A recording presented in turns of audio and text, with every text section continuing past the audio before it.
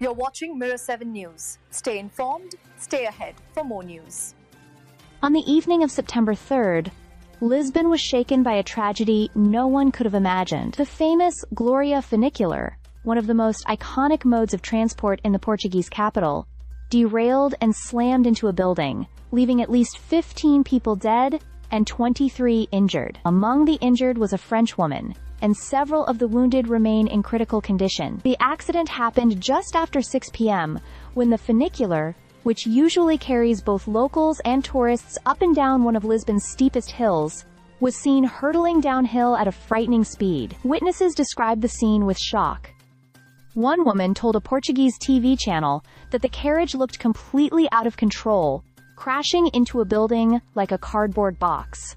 The vehicle, which has space for about 40 passengers, was packed with people at the time. For those who know Lisbon, the Gloria Funicular is not just a means of transport, it's part of the city's charm, linking the Rocio Square with the Bairro Alto and Príncipe Real districts. Built in 1885 by engineer Raoul Mesnier du Ponsard, and later electrified in 1915, it has long been considered both a practical solution for steep climbs and a tourist favorite. To think of it collapsing in such a way feels almost unthinkable. Emergency crews worked for hours to rescue victims from the wreckage, and by nightfall, all had been pulled from the debris. The authorities confirmed the provisional toll of 15 lives lost, though the final number of victims may still change as investigations continue. Foreign nationals are believed to be among those killed, but their identities have not yet been released. The government of Portugal declared a day of national mourning, with flags lowered and tributes pouring in from across Europe. Lisbon's mayor, Carlos Moedas,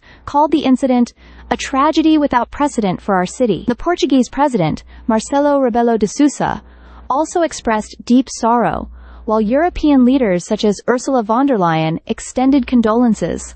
From France, both government officials and Paris's mayor Anne Hidalgo voiced solidarity with Lisbon, sharing words of support for the Portuguese people. The exact cause of the derailment is not yet known. Caris, the company responsible for Lisbon's trams and funiculars, insisted that all maintenance schedules had been respected.